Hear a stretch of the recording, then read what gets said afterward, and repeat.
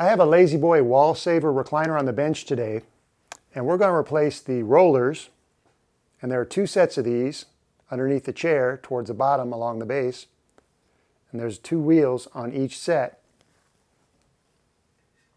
and they move back and forth in these tracks or channels along the base, which we're also going to replace today. Before we get started, I want to take a closer look at this part here. This is the newer version of this part, which is called the bearing bracket assembly. There's a left and a right side. There's an older version of this part, and it's called bearing link subassembly.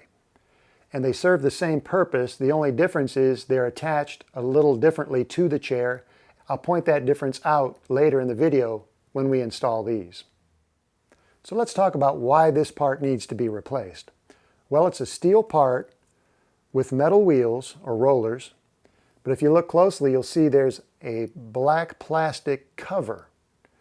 And the reason for that, it's to quiet and smooth operation.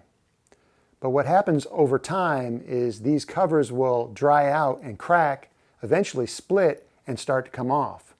And you'll know it when this happens because the operation will become louder oftentimes, rougher. There can be more side-to-side movement in the chair as well. So some people ask, can I just order a new set of covers and install those? And the answer is, well, as of right now, no, they're not removable. However, that's a good question. It's worth asking when you order these parts, because if the design changes and at some point in the future there are removable covers, theoretically anyway, you should be able to just snap them on. All right, so I've removed the back of the chair and I've rolled the bottom over, and I've also fully extended the footrest so they're in the full open position here. Here you can see the base, and here's the set of rollers on this side, and the rollers currently aren't visible because they're inside this track. You want to make note of where the drive rod attaches to the base and the rollers. So take a photo if you need to, because you want to get it in the same position when you reassemble. So I'm going to start by taking the base loose by removing this Torx head bolt on both sides.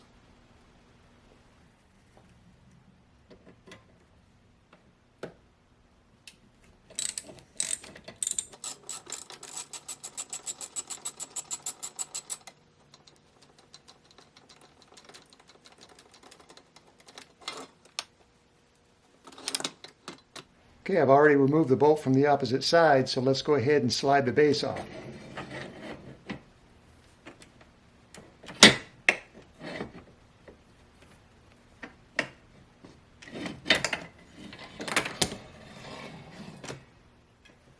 Okay, so we've removed our base, and you may have noticed a couple of parts went flying when I took it off. It's been a while since I've done one of these.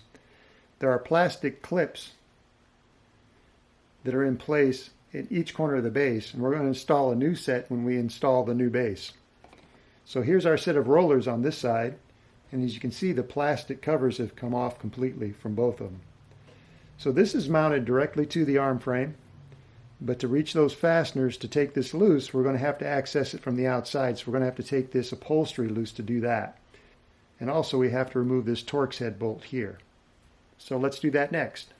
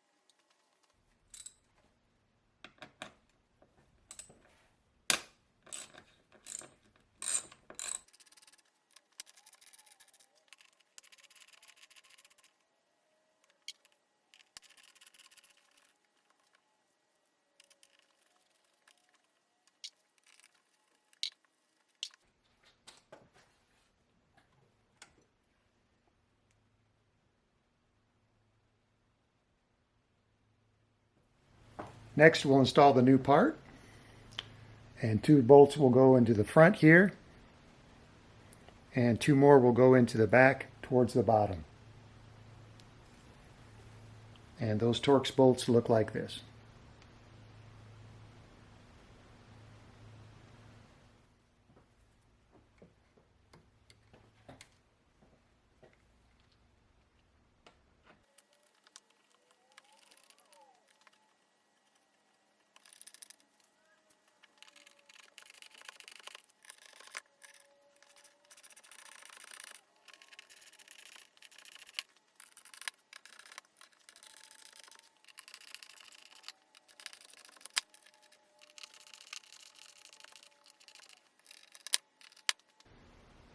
This self-tapping bolt can be tricky to start. I'm going to take your time here. Get the washer set and the screw started.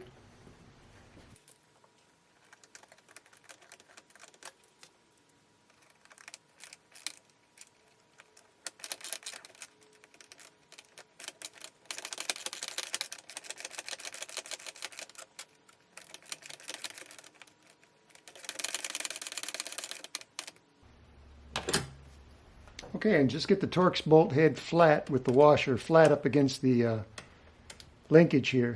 Don't over tighten. Alright, we've got the new rollers installed and attached to the drive rod.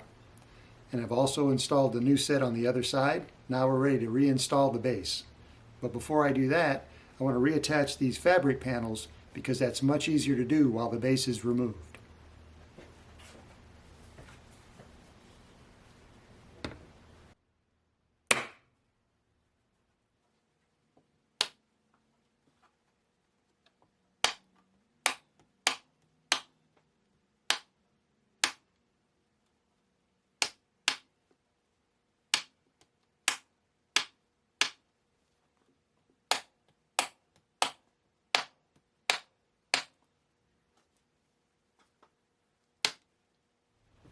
Before we move on to the base, I just want to mention, when it comes to the older version of these rollers called the bearing link subassemblies, they mount a little bit differently than what we've done here.